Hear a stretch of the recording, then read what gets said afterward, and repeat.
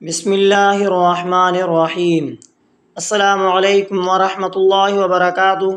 معزز سامعین اکرام، جن جانوروں میں قربانی کی جا سکتی ہے ان میں سے اونٹ، اونٹنی، بکری، بکرا، مینڈا، بھیڑیا، بھیڑ، دمبا، گائے، بیل، بھینس، بھینسا۔ بڑے جانوروں میں 7 آدمی شریک ہو سکتے ہیں۔ کسی شخص کا حصہ 7ویں حصے سے کم نہ ہو، اور سب قربانی کا یا عقیقے کی نیت سے شریک ہوں، صرف گوشت کھانے کی نیت سے شریک نہ ہوں۔ ولیمہ مسنون کی نیت سے اگر کسی نے بڑے جانور میں حصہ خریدا ہو تو یہ جائز ہے، شرعاً اس میں کوئی حاجت نہیں۔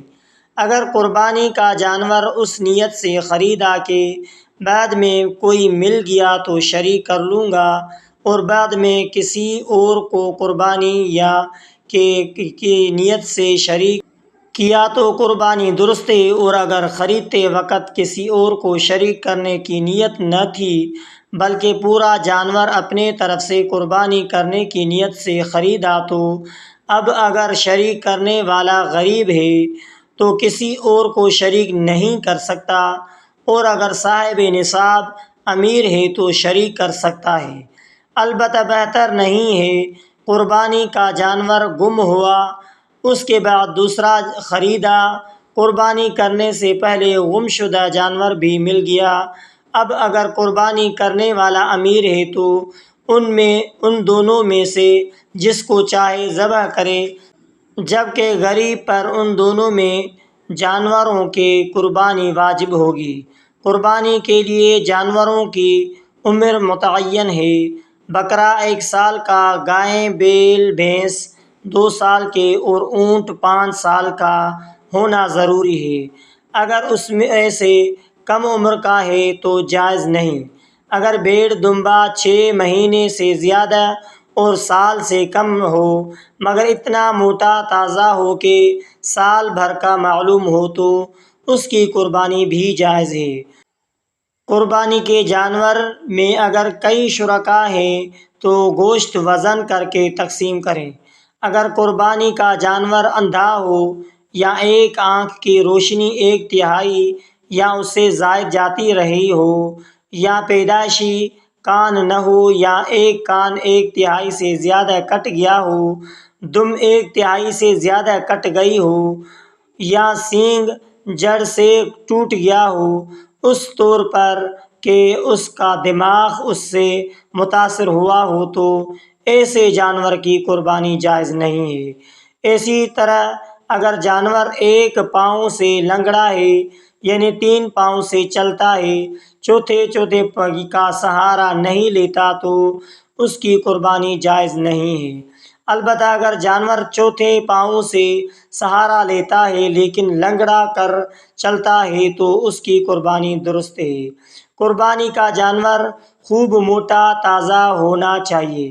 ایسا لاغر کمزور جانور جس کی ہڈیوں میں گودا پن نہ ہو رہا ہو تو ایسے جانور کی قربانی جائز نہیں ہے۔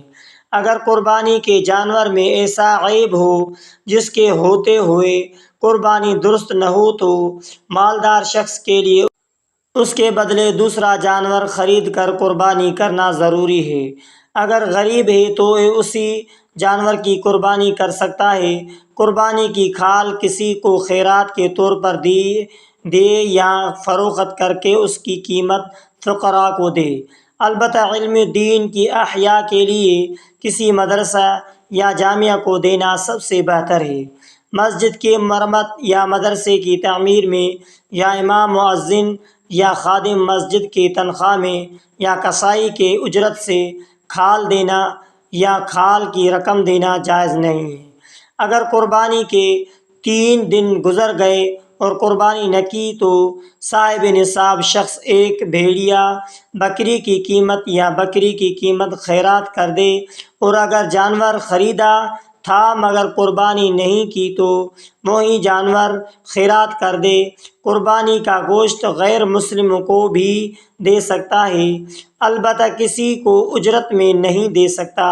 گابن جانور کی قربانی صحیح ہے اگر بچہ زندہ نکلے تو اس کو بھی ذبح کر دے۔ جانور ذبح کرنے کے لیے چھری خوب تیز ہونی چاہیے تاکہ جانور کو تکلیف نہ ہو، اور جانور کے سامنے چھری تیز نہ کرے۔ خصی جانور کی قربانی جائز ہے بلکہ افضل ہے، کیونکہ اس میں گوشت زیادہ اور عمدہ ہوتا ہے۔